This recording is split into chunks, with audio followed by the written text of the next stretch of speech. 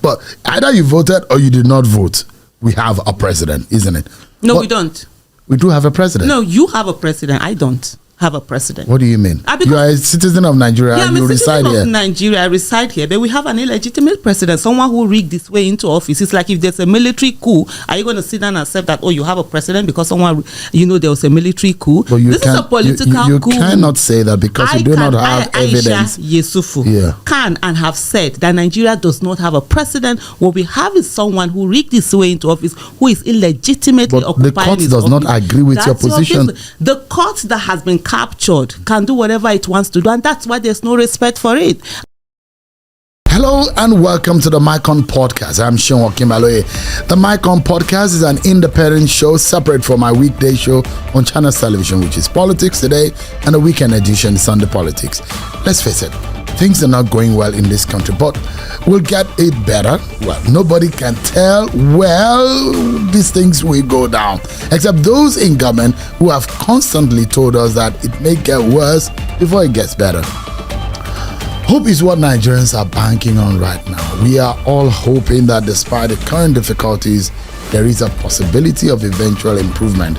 As we speak, the price of petrol in the country has increased to 1,030 naira per litre here in Abuja and 998 naira per litre in Lagos.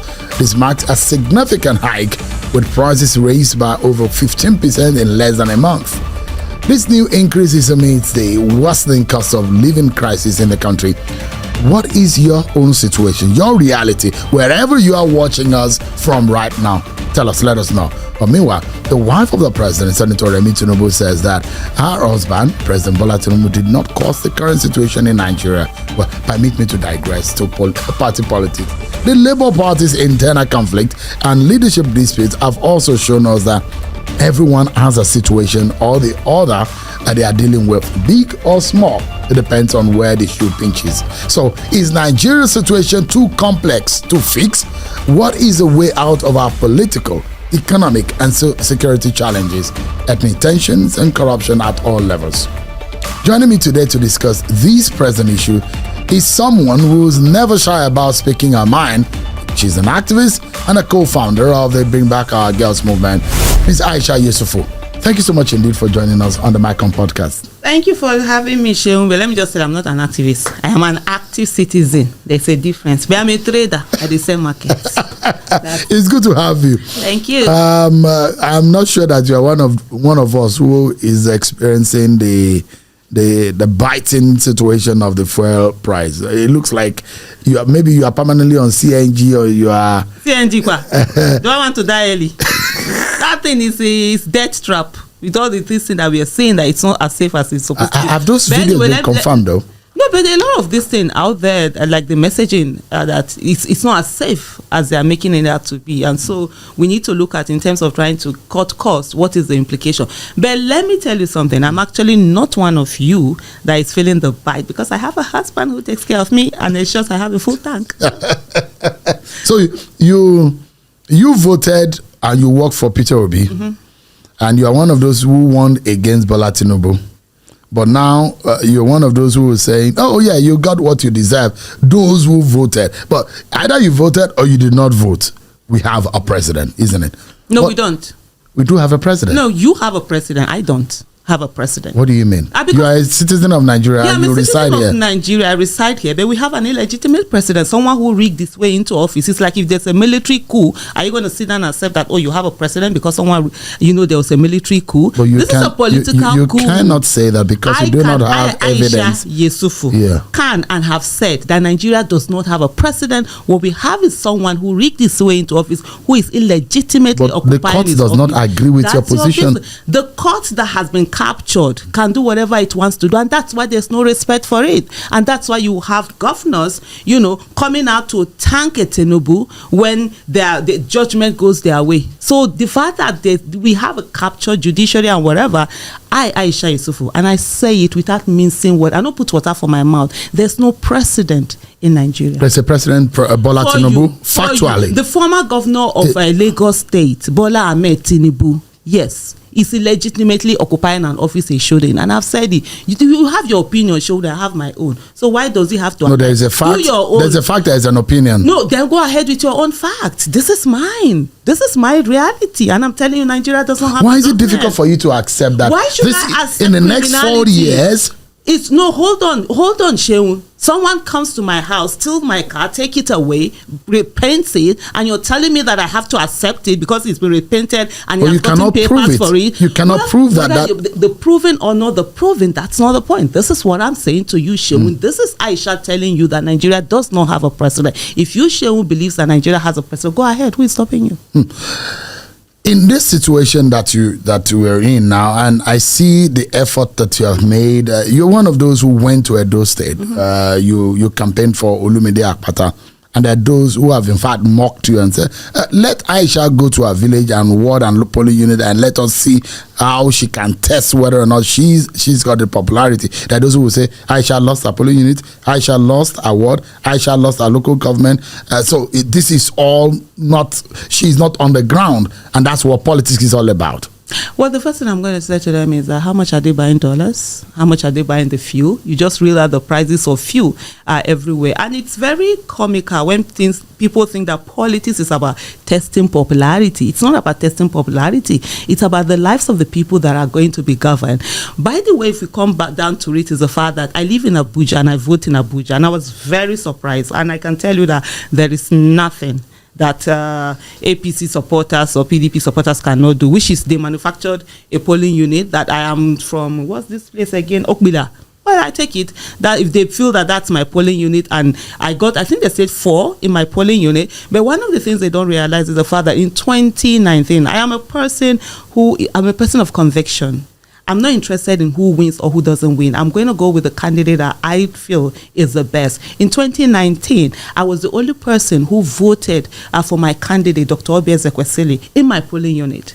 And I stayed to 2 a.m. to defend that unit. And the following morning, I think around 10, or is it 10 or 12, I went down to the collation center to ensure that my vote was counted in. I'm a citizen of the Federal Republic of Nigeria, and when I put my finger up, they no born INEC for them to change that particular, whatever it is. They no born any talk or whatever it is to change it. And I've done my bit. And that particular one vote was counted, and I left that place with my head held high. It's not about, my candidate has to win, or if my candidate doesn't, your own one. No, it's about what is that candidate going to give to Nigeria. And I tell you something, for me, I have said this repeatedly, and I'm going to repeat it here to start that the 2023 election, if it's not about the outcome, it's about the process.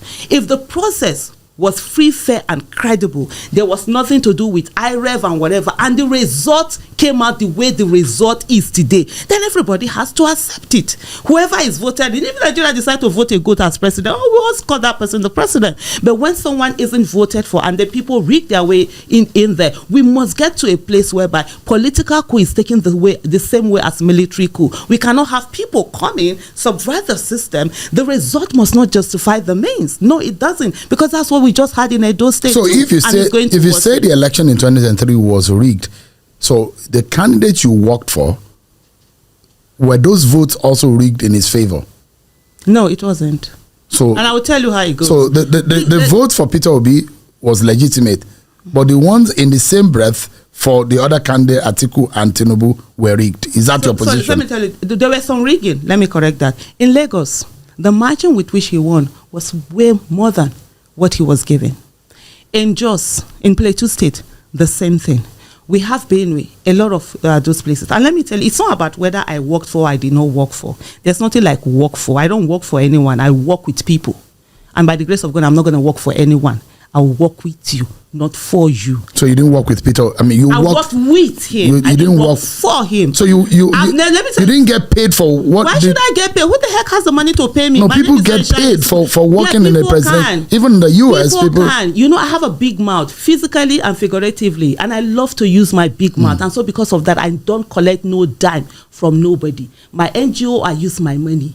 every this thing I've been part of movement or whatever, I spend my own money. I don't touch nobody's money. Because you know the question. There are issues being raised about the campaign funding. We'll get to that, because there are those even pointing accusing finger that some of you have not been transparent enough into the funds that were put into your hands in that campaign. People have said. So when you say you did not benefit at all, there are those who will be in the corner and be laughing and say, "Oh, Aisha, they please." can laugh, and you know what? And that's why I have a very huge mouth, and I say to them, "Come out anywhere that Aisha has done anything of wrongdoing, bring it out." More Aisha Yesufu, I will call myself out. You know what they call process? One of the things that Nigerians don't understand is this thing about people standing and following the due process. And that's exactly what I did. Before we get there, let me go back to what I was saying to you, Sheun.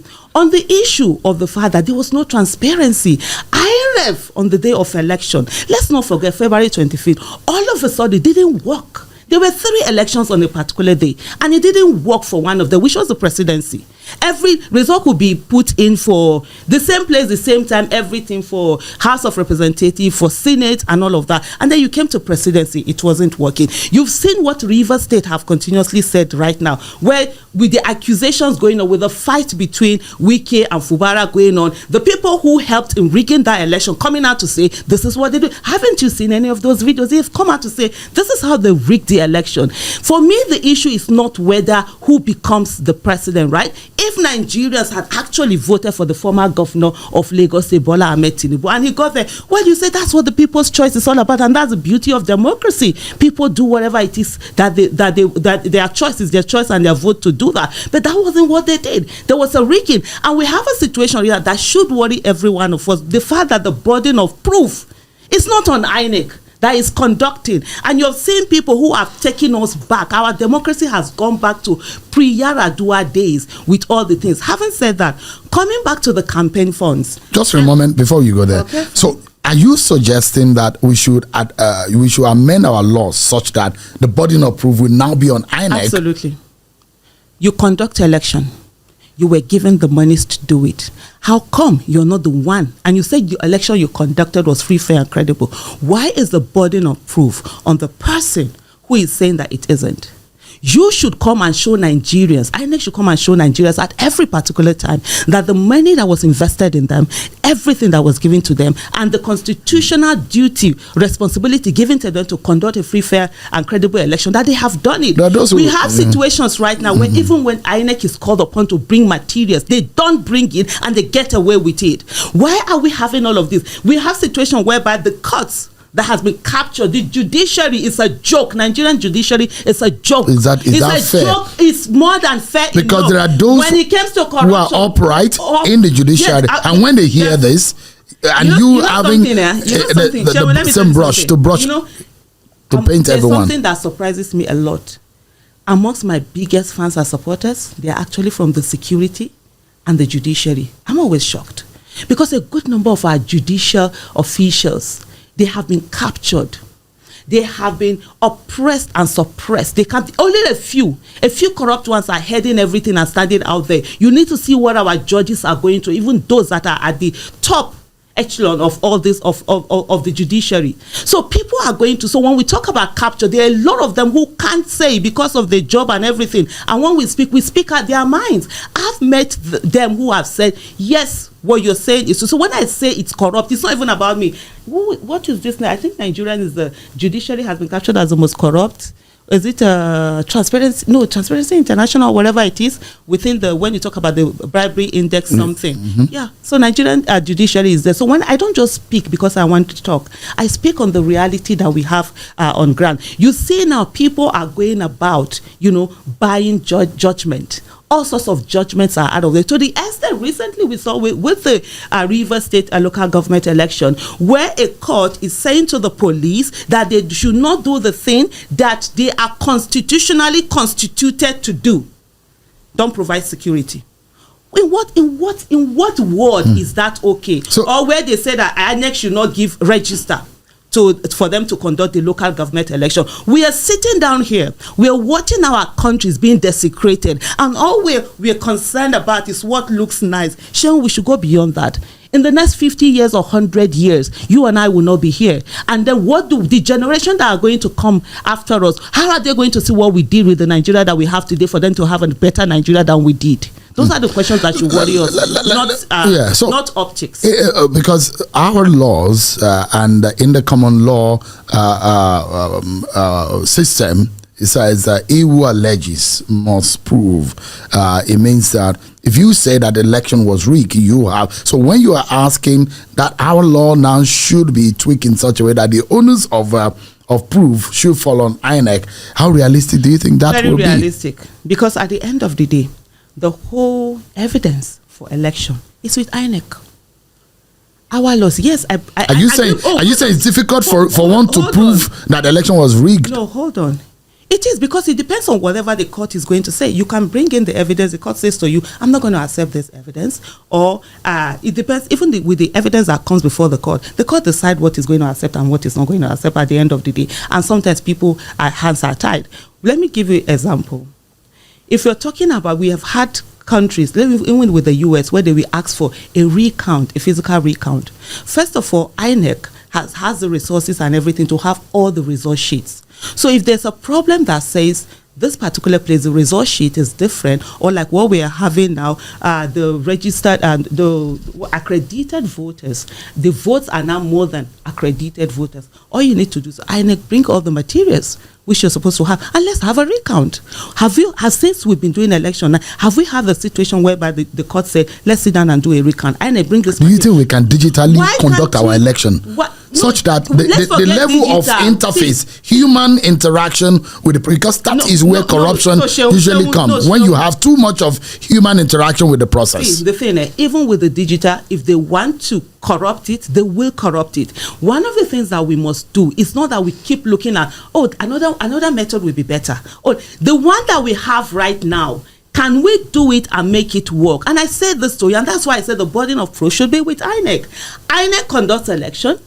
INEC has all the result sheets, right? They have the result sheets with them, and they're not supposed to destroy this result sheets. So if we have a problem with certain areas and say this places, the results are this, what will it take for the court to say to INEC, bring every of those results? If it's going to take us 1 week to recount every, let's say, a presidential election, let's sit down and physically recount it on live TV. We are talking about our nation here. This is not, we have reached lower than ground zero. This is not where we'll sit down and be thinking about, what looks pretty. People are dying. We are talking about people's lives here. So INEC can do that. It's not to first of all thinking, is it digital or not digital? Because if the same people, we do things about digital. We've seen since let me look at 2015.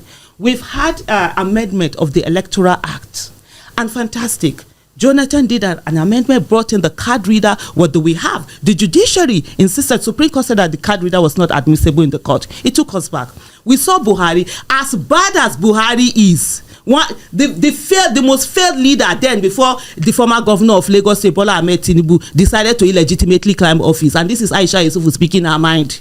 It's not you. If FCC have any issue, they should come and meet me. My house is not far from there. You're not afraid of what would they do? To be put behind bars for your statement that might be regarded as illegal and unlawful. They either put me behind bars or they put a bullet through my head. There's nothing that they're going to do that hasn't been done before. You understand? Terrorists are killing people out there. What are they going to do? Put me behind bars? Please feel free. When I'm behind bars, guess what? I'll be safer than you are. Because I have people protecting me. Every one of us in our houses, we are not safe. In Abuja, they are going to people's houses and carrying them. Terrorists are going inside people's houses and carrying them. So I'll be afraid that someone is going to lock me. So please bring it on. Let me ask you something quickly. Are you worried about your political stance recently? You supported Obi Ezekwesili. She lost. You supported Peter Obi. He came distant third. You went to Edo State. You supported Olumide Akwata. He came a distant third also. With the benefit of hindsight, all these gap in performance of those whom you have supported, that those who are saying, is it possible for you to rethink your support when it comes to election and probably stay on the side that can also win election and probably actually build structure, because political structure also win election, don't you think? So in 2019, I supported competence, character, capacity. And Nigerians decided that they were going to not follow the best candidate and do whatever they find. It's a choice. In 2023, I also supported competence, character, capacity. And Nigerians did vote for him, but then there was a rigging that happened. In Akpata's case, I also supported competence, character, capacity. And Nigerians decided that, okay, in that case, there's also rigging that had gone on, even though the higher ones, some sold their votes, some did this thing. So you thought that the election in Edo State was rigged too? Absolutely. Hold on, Shehu. Let me finish what you have asked me, because it's very crucial. The question that you've asked is the myopic mentality of a lot of Nigerians. The election has to be who wins. That's why you see people in the morning, they will be in one party, in the evening they will be in another party, and they go to another party, because all they want, they will rather support corruption, they will support structure of criminality, for them to say that they are on the winning side. I don't want to be on the winning side. I want to be on the side of competence, character, capacity, that when Nigerians decide to have sense and allow them to go in, we work for them and give them good governance, accountability, and transparency. So election is not just about winning. It's about ensuring the right person get into office. If you see these attributes in the APC or PDP, would you support them? If there's someone who is there, absolutely, why not? I've always said this. Let me tell you something. It's not about the party. It's about candidates. So you're not a member of a Labour Party? I'm not a member of a Labour Party. But you are obedient. I've never been a card-carrying member of any party. And I think I need to change that. I'm still waiting. I've not gotten to a place where I want to do sacrifice, because leadership or whatever in that place there's a whole lot of sacrifice attached to it. When you say obedient, I'm a Peter Obi supporter. Even though when that word was coined, I was one of those persons who said that the only person that's going to be obedient is Peter Obi, because whoever is serving has to be obedient. So, but by now, with the loose definition that anyone who supports Peter Obi is obedient, yes, so that makes me obedient. But I'm not obedient to anybody, and even to Mr. Peter Obi was the father. When you get to office, by the grace of God, as the president of the Federal Republic of Nigeria, you are the one who is going to be obedient to the people and serve the people. And what we are looking for are people that are going to serve. And you know, there was something you made. There was a remark you made earlier on. Have you been paid? Have you I've not, because for me, I'm not hungry. You understand? I'm like, I heard someone who said that, school fees will not pay itself. There are a lot of people who come from that mentality that school fees will not pay itself. So they are forced to either go with who they think will win, no matter how corrupt they are or whatever. I'm not in that place. I'm a trader. I build houses, I sell houses. I started trading in the year 2000. I used to go to Dubai to buy things and come here to sell. I've never worked for anyone. I have a master's in pharmaceutical microbiology. I got that since 2007. I started my master's in 2000. Long story, the school, of course, you know what, Nigeria. I wanted to have my PhD before I was 30. So I don't need to work for anybody. I don't need to earn salary. I live my life. I'm financially independent. I was 40. Thanks to Mr. Yesufu too. Yeah, absolutely. The man is doing a good job, isn't it? That place, I'm absolutely. We need to give him an award. Absolutely. Oh my goodness. Sweetheart, I love you. You know, I'm coming to that place where, for me, I worked on my financial independence before I started speaking on. So you're an independent woman? I'm a financially independent woman. I've been before I was 40. I grew up poor, where I would go to school in the morning without breakfast. Coming back home, I wasn't expecting lunch. And I saw how, because you are poor, you are...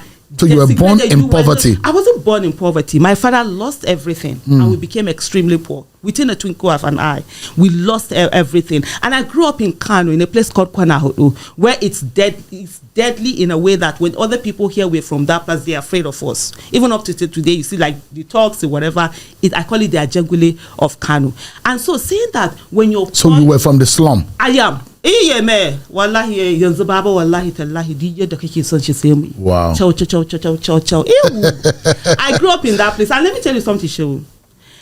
I saw where, because you're poor, you're faceless, nameless, and voiceless. And I grew up angry. And I didn't want to be faceless, nameless, and voiceless. So I didn't focus on Nigerian issue. Even though the first protest I did was in 1992, in my first year, my first semester in the university. I didn't talk on Nigerian issue until my 40th birthday. And what happened? On my 40th birthday, I realized that I had become the problem of Nigeria by my silence. And I decided I was going to start speaking. 4 months after, Chibok girls were abducted, and I came out to speak. So when I talk, And I say this, when I dare anybody, living dead or alive, to say that I, Aisha Yesufu, have ever gone to your place to look for appointment, to look for contract, to look for whatever, I don't do it. I'm a trader. I buy, I sell, I distribute, I build houses, and I sell houses. I'm not forgetting my thought, but I will ask you about the funding and the issue. Absolutely. But just before I go there, there are those who say, and Kenneth Okonkwo said that, look, 2023 is gone, but in 2027, Atiku, Tinubu, Peter Obi should step aside. Would you be supporting Peter Obi in 2027? Absolutely. Or you hold the view that they should step aside? You know, what I found strange about that statement, and I remember we had a long conversation with Kenneth Okonkwo. I called him out, like, on what basis was Atiku, Tinubu, and Peter Obi put on the same pedestal? Yes, or use the same bench, a paint or brush used on them. It might have made sense to him, and he has a right to his own opinion. It doesn't to me. I don't see in what capacity has that would that happen. And for me, Peter Obi is one person whom I know has the love and care for people. He has empathy. He feels what happens to the citizens, and is someone that I see who wants to have a legacy. That's something that is important to me. I'm not looking for someone who gets to office who doesn't care, who all he's thinking about is how do I take more money, how do I buy a private, more presidential jets for myself, more yachts, more whatever for myself, rather than how do I ensure my name that in the next 100 years, 200 years, when they're talking about Nigeria, it's me. And this is someone that I know has the courage to take on the issue. Some people think that courage is by, when you just come out and talk and you can say this. And no, it's by putting yourself down there and saying those things that people are afraid to talk about. We know about oil theft. It's still going on in Nigeria. And there's one candidate who spoke about it repeatedly. And since after the election, it's almost as if nothing is being said about it. Now you sit down with what he said about the oil cabal. This is someone who has the courage to stand and dare and go for it. There are those who ask you, what has he done? What did he do that in Anambra State? Has he shown capacity in the past life? Let me finish my thought. You won't take we'll come to that. I'm here. Sure, if you want to do 10 hours, I'm not going anywhere. So calm down. Not the rush yourself. Not the respect yourself. You understand? You said Dangote what he has said about the oil cabal that we have and what they're currently doing. You see situation whereby Tompolo has even accused the Navy of being the one to connive with those who are stealing our oil. And nothing. And right now as we are here, nobody is saying anything about that. Come back to courage. When you talk about courage and say that whether Peter Obi has done this in Anambra, say yes, he did. You saw what he did with the Ubas family? What's this other one? There was a whole lot of like exactly what we have in Nigeria. There was a hold in Anambra State where people felt that there are certain people who control the state and nothing could be done about it. And he came on and he stood. He won the election. The election was rigged. He went to the courts, you understand, to ensure that the right thing was done, and he stood for so many years. And one of the things that he always talk about is sometimes when he goes to that court, he used to go alone, whereas the other ones are coming with their shoebi, they're dancing, they're drumming, they're going on. He stayed on. You understand? That in itself is courage. One of the things you've not asked, but I'm going to ask you. One of the things that people have said is the fact that after the 2023 election, he could have asked that people be on the street. People, for them, that is courage. That's not necessarily courage. This is someone who said, no, I'm going to follow the legal system and take it to the end. I believe in the Nigerian institution and I believe in the Nigeria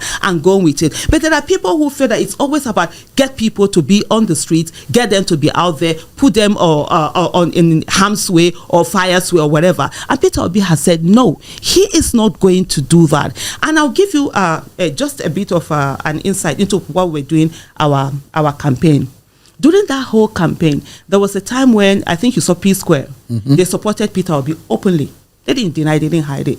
And they were supposed to perform at a particular. It took a lot. I remember I spent over 8 hours with lots of messages, giving him 1, 2, 3, I think about 9 or whatever reasons why they should be on it. And his fear was that he didn't want them to be, what's the word that is used now, to be victimized. Because he knows how the system works. There are a lot of people who want to support. Nigerians have been coward to the extent you come out and support, and then you become a victim. That's the kind of person that he is. And it takes a lot of courage for someone to see people who are ready to whatever, and a lot of responsibility. See people who are ready to say, we're going to do anything if you want us to stay. But he refused. And I see people coming out to call that means lack of courage because he had 6 million people. Ms. Yesufu, if you see a better candidate than Peter Obi in 2027, would you support? Absolutely. If there's a better candidate, I go with the better candidate. I'm not tied to anyone or anything. And I know that. And I can tell you something. Even Peter Obi himself, like he said, he's not desperate to be the president of Nigeria, but he's desperate to see Nigeria work. And he himself there's a better candidate. He will support that candidate. It's about our country that we need to rescue. It's not about anyone occupying an office. There's an influence that Peter Obi has that Tinubu cannot even dream about. You understand? Even though he's illegitimately occupying that office, he can't dream about it. And so this influence that comes from the legitimacy from the people, the love from the people, you don't need to be in office to have a name or be influential. There are those who ask, what would you do differently? Exactly, because the same thing, the same program, the similar ideas that Peter Obi said he has. What are the things that Bola Tinubu has been implementing? Let me tell you something. And I'm staking my name on it. Aisha Yesufu, that's my name, my reputation. The fact that Peter Obi, as a president of the Federal Republic of Nigeria, will not go and be buying presidential jet while people are suffering. Will definitely not go and be changing his car while people are suffering. Will not be buying a yacht. Will not be using 21 billion to build a house for his, deputy vice president. Will not be wasting those money. He will cut the cost of governance. So please, let's drop that. When we talk about subsidy removal, yes, Peter Obi did say he was going to remove subsidy by 50%, and then with the other things he talked about, he didn't say he was going to come out on the day of his inauguration to make a reckless statement without anything in place, without putting things in place. So if Nigerians want to live in fool's paradise, let's live in fool's paradise, but let's not kid nobody, especially ourselves, and say that, they would have done the same thing. There is nothing like the same thing being done out of there, and there's no way Mr. Peter Obi will give a contract to his friend without any public bidding for that, contract, without going through due process of 15 trillion, naira. And then I'm talking about the Lagos Calabar Coastal Road, and then go about destroying businesses worth billions of naira just to support, some whatever thing that he wants to support there. And there's no how that a Peter Obi will sit down and dare to change our national anthem just because he feels like it and go out there. Did he change it? Hold on. It was the National Assembly that did it. No. Yes, that's what I'm saying. And go through and come and say, yeah, and you remind me now, the National Assembly is captured, right? And the captured is not being used for the good of Nigeria. And go ahead captured the National Assembly and get it changed. There's no way he is going to do that, because he said during a campaign that he was going to change the national anthem. It gets better than the other one. The person who captured the National Assembly as of this moment is the former governor of Lagos State, Bola Tinubu. How did he do that? Do you have evidence? By having them in their pocket. I don't have evidence, but what's the name of your Senate president? Akpabio has our Senate president. Nigeria's Senate president. Yeah, Nigerian Senate president Akpabio has evidence, and I've said it several times that he's going to do what the president has said once. So that's your evidence, right there. You think the Senate and the National Assembly is a rubber stamp of the executive? It's not a rubber stamp. It's worse than a rubber stamp. The rubber stamp was what we had during Ahmed Lawan, and you could still see a bit of trying to have a bit of independence. Right now, if anything was a rubber stamp, that's what they are. There's really literally as if there's nothing there. And you've seen a National Assembly where the two leadership of the National Assembly go out there and constantly defend the policies of the executive. And let me tell you something, Shehu. The legislative arm of government is the bedrock of democracy. Yeah, they have oversight function. They make laws. They approve, appointments of people. They ratify treaties and all of that. And they're supposed to hold the executive accountable on behalf of the people. But what we have with Akpabio Senate and the other persons, the House of Representative, this thing that we have, leadership that we have, is that they don't do any of this. What they do rather is to speak and defend the executive. And I tell you something. when you have the three arms of government, right, the executive is supposed to be the weakest. Yes, there's separation of power, but in its way, the executive is supposed to be the weakest of them. But you know what, in Nigeria, it happens to be the strongest because they have money. The other ones, the judiciary and the National Assembly and the legislative arm have turned themselves into slaves in Nigeria. And if you want me to tell your opinion is in their leadership. They're always doing the things that the executive wants. Let's ask you whether you can give us some transparency in some of the monies that have been put in your care. Yeah. Some dollars were being donated, were being given to the Labour Party campaign in donations for that election. What about the ones that, which one are you aware of? The one I'm aware of is the Obi Dati campaign that I was one of the signatories. How much went into that account? I think we got about 560 something million, if you want me. Dollars. Million naira. Please, I'm looking for those dollars. No, because we thought that there were foreign donations. The money that came out. Even me, I'm looking for the foreign donations. Wherever they are. Did Mr. Obi tell you about that? I don't know whatever Mr. Peter Obi did or did not do. I know of the campaign that I was. And you were a signatory to its accounts. There are, I think we had four bank accounts. You understand, that are out there that were put together. And if you want me, I can bring up the papers and then we go through the figures exactly, the way they were. So this and the last time when we did, I think it was it January or February when we did a public, statement, putting out the accounting of the statement of account. One of the things that Mr. Peter Obi did say was that for those who said there were millions of dollars that were donated to us, please let them come and show us where these donations are. We would like to get them. I'm interested in getting those billions, because elections will come on again and we need those monies that people have donated. But what I can tell you is that from the accounts that we sourced for funds from people, what we got was, if I'm not mistaken, it's about 560 something million naira. And then Mr. Peter Obi himself brought in 800 million naira, which was towards we needed to pay for the polling unit agents and all of that. So all of this things I don't know, and every one of those kobo was accounted. And I'm going to tell you a very funny story. You understand? Sheon, one of the things that I'm very big on process, and you will hate me sometimes if you're on my team, because I insist if this is the way things have to be done, no matter how you want it to be done in another way, I'm not going to allow it. And so every kobo that entered that account, there was never a time that cash was taken out of that. Everything is transferred. And then people can check, and I'm sure they've already checked and rechecked, investigative journalists, the government, or whatever, to see where every money went to.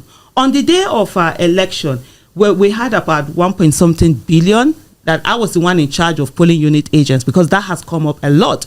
People have spoken about polling unit agents. And on the day of election, the bank where we had the money sent in someone to my house, where we worked out on how to rejig the balance, the limit that I have, for that day. And part of the things that while we're checking it, he said to me, transfer 1,000.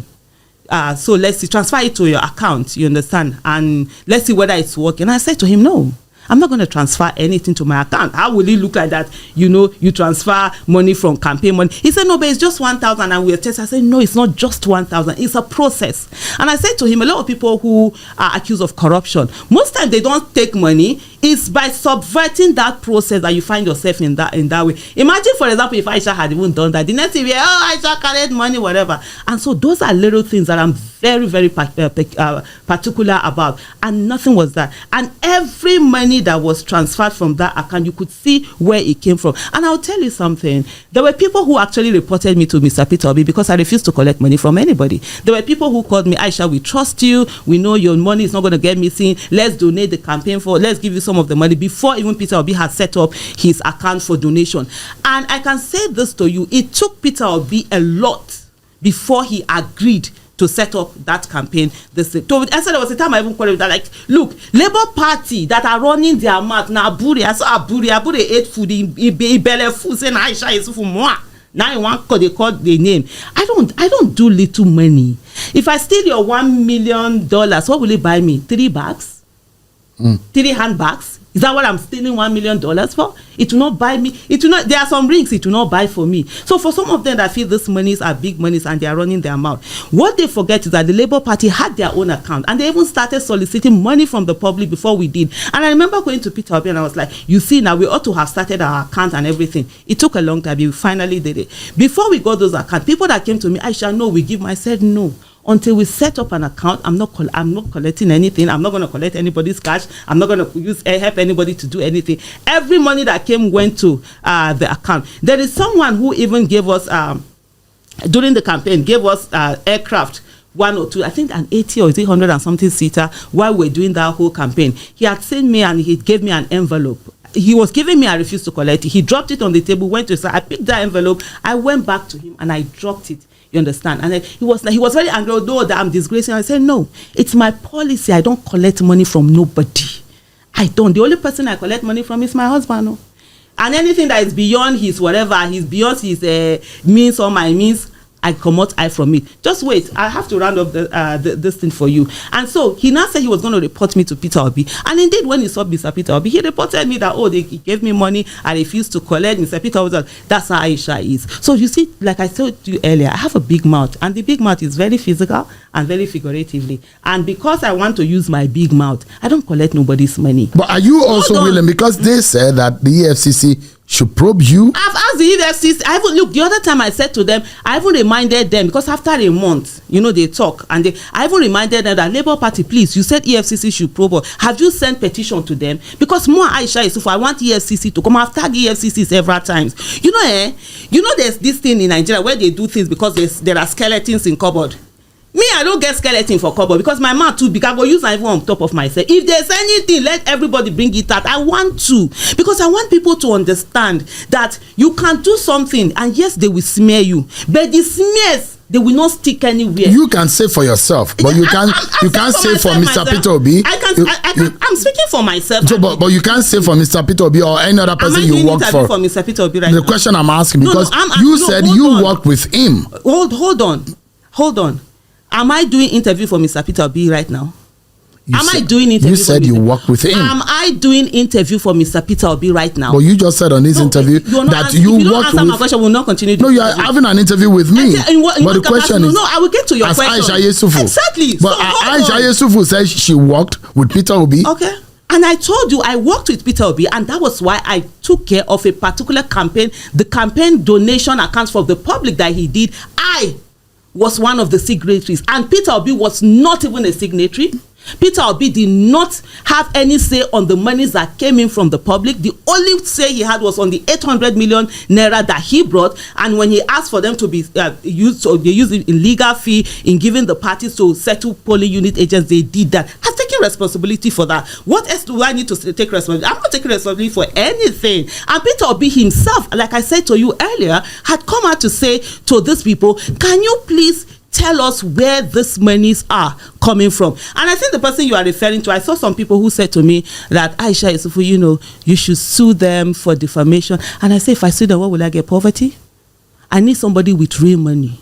God born anybody will be billionaire for Nigeria. Let them come out and say that Aisha took any this. Then I will go to court, so that I know when the court case is finished, I will collect some money in damages. Not the one that I'm going to go and spend millions of naira, spend 15 to 20 or 30 million naira on lawyers to carry you to court, and then you come and tell me that the whole of your worth is not up to 6 million naira. So that's what I'm waiting for. So there are accusations that I don't have any problem with accusation. There was something I wanted to say. You almost derailed me, and this is it.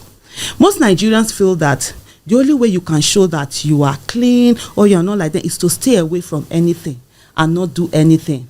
I'm like, no. I will go in there, I will do it.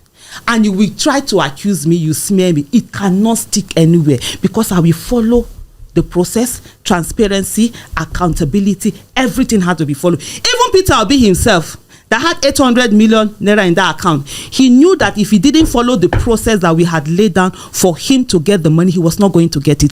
We had this thing, he has to call, verbal instruction, written instruction. There were times that he forgot one, he did the other one, he's on his own. Okay, when you tire finish, you will come back, because you know what? Process has to be followed. And I know a lot of Nigerians, don't understand what processing is. But there's a question you've not asked. Let me help you in answering it, even though you've not asked. There are people who have come to, we have a summary of the account. Wait, let me bring out that summary, right? Because so that we will. You had it handy. It's public now.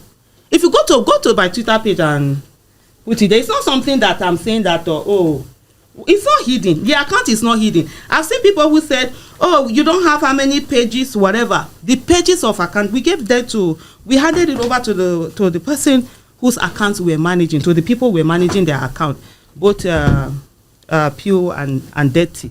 And then there's a summarized version, that was put out there for the public. So we have what the what do you call it, summarized version that we put there. Citizens' donation was 595,976,994 naira. That's what the citizens' donation that we got. And then 800 million naira was part of the things, that came in from Mr. Peter Obi. So the total was 1,395,976,994 naira. That was the total.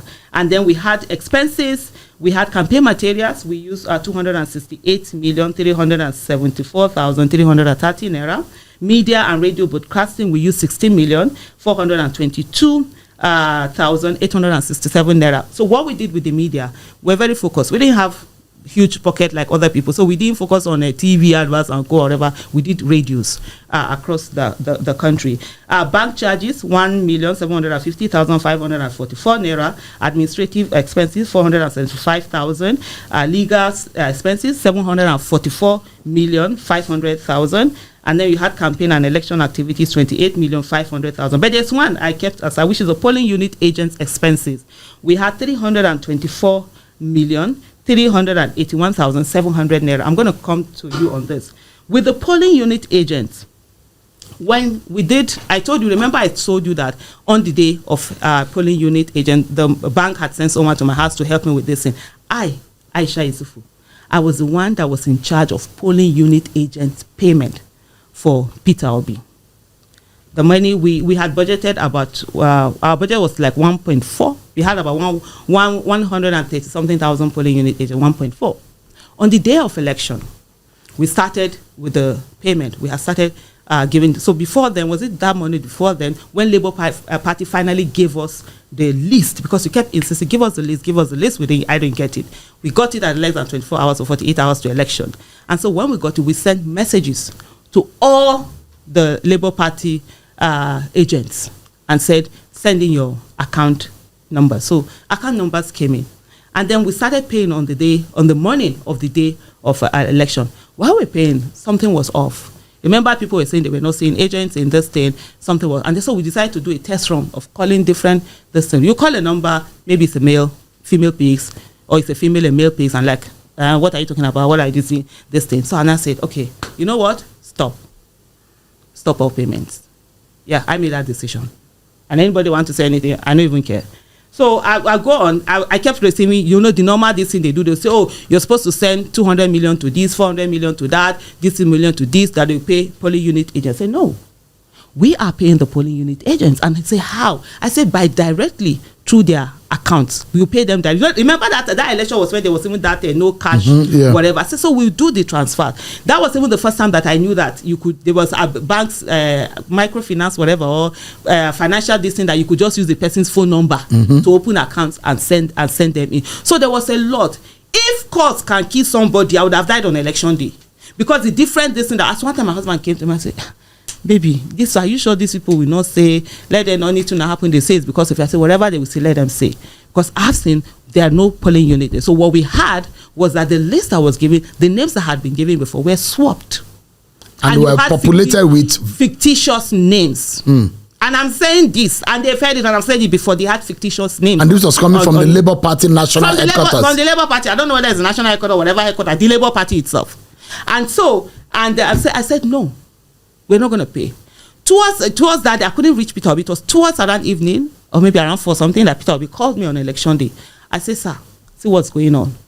The list that we're giving, it's mostly fictitious. Apparently what they need, what I wanted, they've done that to other parties also. Even with this elections that have been going on, this is what parties do. So they always tell you that, oh, you're not supposed to ask questions. And I was told that, oh, but we don't ask questions. You just said, I said, no, we want to build a new Nigeria.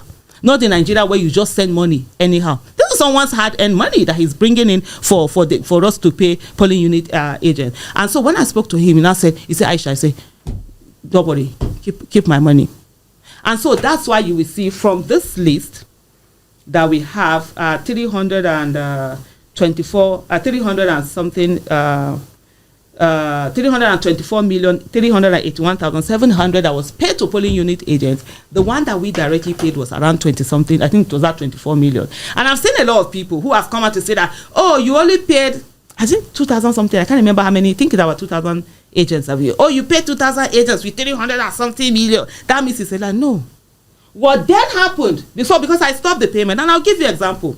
We were in a meeting where we're talking about all of these things, and then someone said to me, Aisha, how did you think that you will stay in Abuja and you are able to coordinate the agent that is in Sokoto? I said, through his phone number. Because remember, INEC gave everything. Everybody's name had to come with phone number, pictures and all of that. And the person was quiet. And then he now said to me, Aisha, some of these agents cannot read and write. And I said, if the agents cannot read and write, how did they become our polling unit agents? There was silence. I have a big mouth because I insist on doing the right thing. In the year 2000, what's it called? NYC overpaid me with about 8,000 something. 2,000 and 8,000 was big money. I returned that money. Even when NYC didn't want me to, I have the letter that I wrote and gave them. I kept my comment. Unfortunately, I didn't give them to that signing. I didn't realize I should have done that. They fought me. Everybody called me all sorts of names. I returned it. That's how many years ago? 24 years ago when I did my youth service. And so if at that time I had taken that money, you think I will have mouth to talk today? I have mouth to talk today because I know I follow process. So when we did that, so what now happened? With this 300 million that people are saying, when the election was done and everything, they were talking, okay, polling unit agent, the parties were saying this. Peter Obi now decided he was going to send to this party, states, whatever. We sent those funds. That's what we spent. I think it was about 300 million. Yeah, I think that's 300 million that was sent to all of them to say, okay, settle the agents that did this thing. And so that was it. So some people that come out to say, oh, they only pay 2,000 with it. No, it's not. And so for me, every dime that I'm under, and remember, this is not my first time of being in a campaign, this thing. I was of Dr. Obi Ezekwesili. And we came out and we gave everything. When I did the one of Dr. Obi Ezekwesili, she wasn't a signatory. And we accounted for every dime. The same thing with Peter Obi. Peter Obi was not a signatory to that account that was collected. We accounted for every dime. I know Nigerians are not used to it. They are looking for people who are looking for millions from some politicians. Say what's happened. But with Sir Peter Obi, 1 naira has never exchanged hands between me and him. He knows it. Let me ask you quickly. With what is happening in the Labour Party, because there must be a vehicle for the man you believe could get into office. Are you worried about that vehicle, the Labour Party, the leadership issue, and all of the mess that is going on? Does that hurt you in some way? I'm worried about the political classes in general, and this is something that has always happened. Whether it's Labour Party, APC, PDP, whatever it is, there's always this tussle that happens. And for me, I always take responsibility of things. I don't wait and blaming, because if you blame other people, that means the solution can only be in those people's hands. But if you take responsibility, that means you will be able to now provide solutions. And one of the things I've always said is that we must join parties. I'm also as guilty. I haven't joined any party, and staying out of the way. We can't stay out of the way and say, oh, this is the way parties is going on. What is going on in Labour Party is disheartening. And I'm glad the fact that there's a way out where with the Nenadi, the new Nenadi led team, you could see there is the thinking, big thinking. There's something they call the law of the lead, where there's no organization that can go beyond the thinking of the leadership. And so we had the leadership in Labour Party before, the Abure-led leadership that cannot... the court has reinstated it. Okay, yeah, and then there's an appeal going on, right? And so the former Labour Party chairman, Julius Abure, couldn't think beyond just that, holding that office. Couldn't see the fact that you can actually be the party in power and be able to effect a lot of changes, doing, their small local champion. And I didn't blame them. Like even during the election, where there was a lot of issues, I said to people, Labour Party was jejely playing its Nigerian league. And then you took them to Premier League. So, of course, there's going to be a problem. And so they have not even up to now been able to get in there. But there's a current leadership in place, the caretaker committee led by Madam Ninadi Usman, that you could see there's a way, there is a vision, there's a way out here. And I look forward to them, getting the everything well worked out. And also Nigerians removing that conditioning that we've had for years, where they told us that politics is dirty. There's nothing dirty about politics. Politics is true where elected officials come in.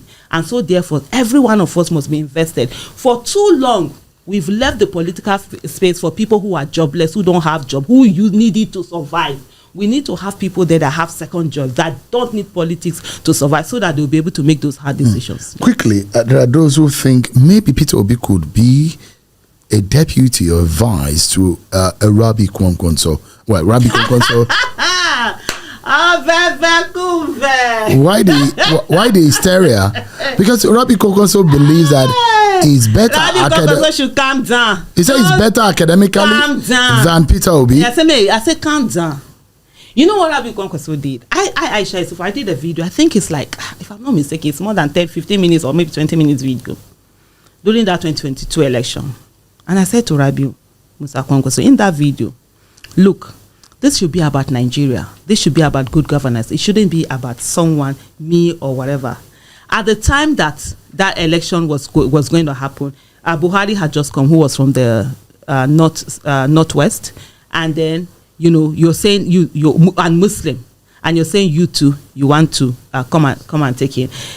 At the end of the day, it shouldn't matter wherever somebody's region is from. Do what you need to do.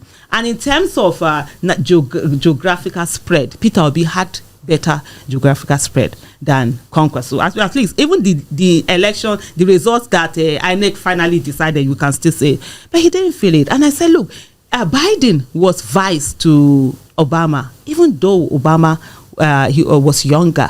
It didn't matter. What matters is that how do you move the country forward? How do you ensure that your people don't end up suffering? And then Kwankwaso felt that, he wanted to do it. And I saw one interview where he said he's a civil engineer. He's, how old did he say he was? He has a PhD. He has a PhD in engineering. A former minister, a former senator, a former governor. Don't you think those political and that profile maybe is towering than that of Mr. Peter Obi? You don't think Mr. Peter Obi could be a deputy to Kwankwaso going forward? If Mr. Peter Obi is a deputy to Kwankwaso, I can tell you that Aisha Yesufu, will work against that ticket in whatever capacity I can. That is legitimately and constitutionally allowed.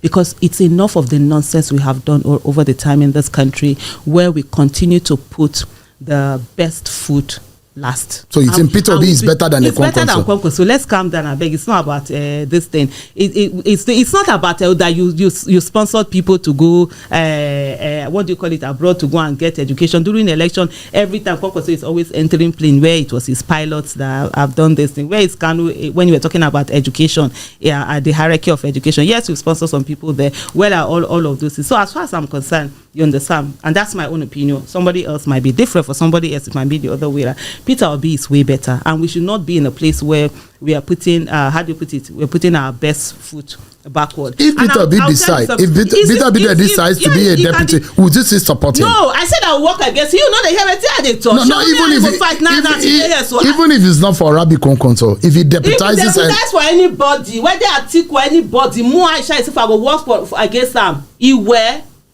Now by first say go enter there. You never tell us all this time what we do with the kind of person we know. So it's Peter Obi or nothing? No, it's not Peter Obi or nothing. Like you asked me a question before, if there's anyone, if on the ticket there's anyone better than Peter Obi, whether maybe an Obi. Obi Ezekwesili. Anytime, any day. Above Peter Obi. Before. Dr. Obi Ezekwesili has it. You understand? Nigerians might not, with their Nigerian way of, they want the one that will be sweet talking them. Policy, everything, number one. You ask me, and I say, even the Peter Obi has said he's not desperate to be president, but he's desperate to see Nigeria work. Let me tell you something. In 2015, I voted Buhari. I voted Buhari because of Professor Yemi Osinbajo. I've never been a candidate of Buhari. Even 2014, no, I think October 2014 or September, the tweets are still there. You can always bring them up my tweet. I said Buhari cannot win election in Nigeria. After what happened with the 2011, riots that happened, that he could have at least said a word, not all them. It was all over the northern part of the country. Bauchi was where they killed those coppers. People were killed. I was living in Kaduna at that time, and I said he could have said a word to put a stop to it, which was the same thing that people wanted Peter Obi to have done in 2023. I said no, he's not going to do that. And then I felt he can never. I didn't vote for Buhari in 2011. Is it 2011? Yeah, I didn't vote for Buhari in 2011. I didn't vote for Jonathan in 2011. In fact, they were not this. I voted for, what's his name? Nuhu Ribadu. And today, as I'm speaking to, if Nuhu Ribadu is running for council, I will not vote for him. Why not? Because he hasn't shown he has a character.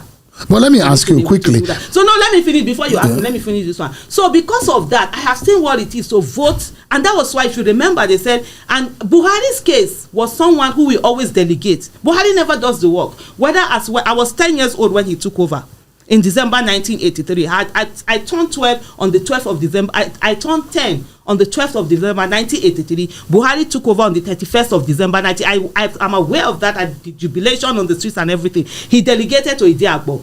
When he was what's the name of PTF chairman, he delegated to that something consortium. That the acronym was APC. And then so we knew he has always used to delegating. When he came, he did delegate, but he didn't delegate to Osinbajo. I remember that was always say, oh, Osinbajo will take care of the economy, he will take care of security, because of the insecurity that was rife, the attack on democracy and everything, the impunity from PDP's led government at that time. And we decided with these people, okay, let's try change. And I kept saying, no, if they don't work, we vote them out again. Unfortunately, Nigerians didn't go there. So I've seen what it is. You vote for a deputy. There's nothing there. There's no whatever. They just put them by the side. I will support Peter Obi to go and be somebody. So quickly, do you think that Peter Obi should step out of Labour Party? Because it does look like the mess in Labour Party and the cobweb of crisis is entangling.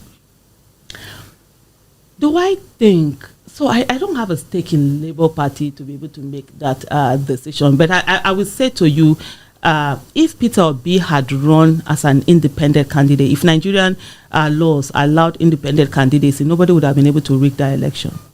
Nobody. The biggest one of this thing where we had, and I even said it even as far back as 2022, when you were talking about the weakness and threat, was actually the party itself. And the way it has been behaving, it hasn't done well. But Peter Obi has been one person who feels he wants to get things to work, not just to move on, and I respect that decision. But I would say if Peter Obi today decides that he's going to go out, start a new party, I mean, there are millions of Nigerians who are actually waiting for that. The Labour Party has sort of like been a threat or a weakness, should I say, in the whole thing. But we'll see how it goes. But at the end of the day, it's about the fact that he has remained the way he is. He has shown that he's not just a flash in a pan kind of a person, but he's staying on with the people, hearing the people, being the president that Nigerians voted for, and just they're giving hope to Nigerians that are fast losing hope. On a final note, as a Nigerian and someone who has a love of the country at heart, though the government is saying, look, some of our policies may bring some immediate hardship, but in the long run, it will benefit the people. And they make comparison of countries in the world where policies have gone in this direction. What kind of hope message are you able to give Nigerians today as to how great our country could be, and in a present situation, the kind of perseverance they should be able to muscle?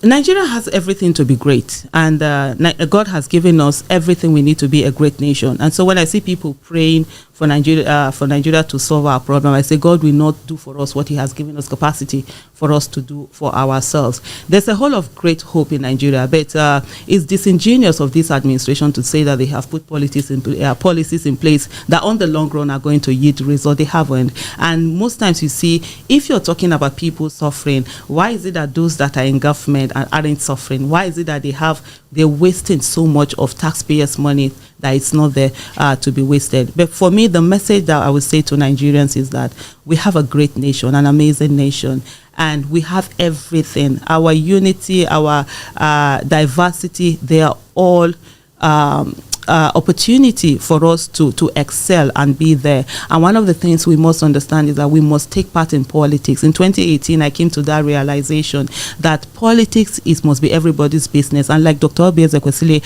has repeatedly said, that we must fix politics to fix Nigeria, because that is where the people who are going to govern us, come in. And one of the things we must do is to forget about, our differences in terms of religion, in terms of tribe, gender, age, and all of that, and focus on the fact that we need to have accountability, transparency, and good governance, and to get ourselves going. And on the final note, I will say to every Nigerian that, look, if you go to any part of Nigeria and you take away the dressing and you take away the language, we all look similar. The air of poverty is the same. The untarred roads, the fact that access to good quality education is dependent on the economic status of one's family, the fact that we don't have good healthcare services, the fact that there's a lot of unemployment, the fact that, roads aren't good, people are suffering. So those are things that unite us. Why don't we unite and solve all of these problems and have a great nation? Then we can ask ourselves, who are we? Thank you. Miss Aisha Yesufu, thank you so much. It's always a pleasure talking to you, albeit sometimes we disagree because it's a disagreement is okay. Yeah, let me just say something on that. And I love the disagreement. No, Even when you don't agree to something, at the end of the day, they say that I get coconut head. I know they hear what. That's how it is. And even my husband, when he came to propose to me, I said to him, I don't like housework and I'm always sick. And he still married me and I'm here enjoying myself. Many thanks to Mr. Yesufu. He's doing a great job. Oh no, he's an amazing human being. Oh my God. So you are not the kind of independent woman who don't need men. No, I need my husband. Like I came in here, I'm very lazy. Sometimes my husband will look at me and say, if I die, how will you cope? I say, better don't die. Sit down here and look after me. So you are not an independent woman. No, you are dependent too. No, I'm dependent in that case. Yeah, very much so. For me, I don't do anything. I don't cook. I don't do the house. I don't know the car. Like I will just sit there. They will fill the tank for me. Drive car. I don't even know how to open. I had to struggle today to open my bonnet. I don't have any. And you are the type. If Mr. Yesufu marries a second wife, how do you cope? I actually asked him to marry a second wife. Really? Yeah. Years ago, I used to tell him until he said to me, "It seems as if you don't love me," and so that was why I stopped. Because my husband, like sometimes people say that the kind of love we have, sometimes it's a bit scary. If I'm not around, if I travel, my husband is always like, like he said, he doesn't even sleep well. He's always down and stuff like that. Even the kids say it. Wow. So I'm always like, go and marry another one. Me, I want to travel. But there's something that I said, let me put it on air. And I've said to a lot of my friends, if I die before my husband, ensure that 6 months, not more than 6 months, you should have another wife. I don't want him to follow me and our children will lose everybody. Oh. Yeah. Wow. We have a great love. It's such a lovebird. Oh yeah, we have. Thank you so much indeed. It's always a pleasure seeing this other side of you. A lot of people don't know that. Oh wow. I do love love wanting to. Thank you so much. And that's our conversation with Miss Aisha Yesufu. And I hope that one way or the other, you loved it, you disagree. But one thing about this whole conversation is about the fact that our nation is at the heart of it. Thanks so much, everyone, for being part of today's MyCon podcast. I'm Sean Okimale. I'll see you next time. Bye for now. Thank you for joining us on this edition of MyCon Podcast with Sean Okimale. MyCon Podcast for the independent mind.